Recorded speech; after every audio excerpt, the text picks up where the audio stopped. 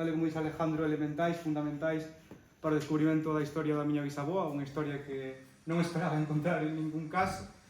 Bueno, decir que eles os dous foron,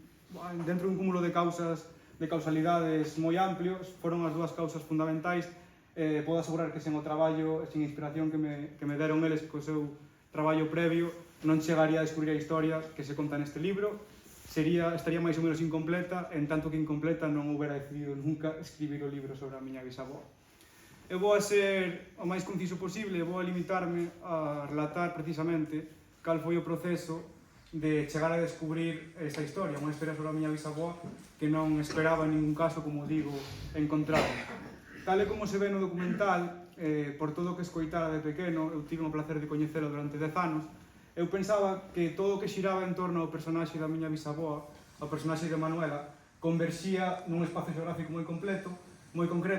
que é a mina de Valborraz, que é o Wolfram e que é o Straperlo, é o traballo na mina, na época alemana. Eu pensaba que todo se limitaba a ese espacio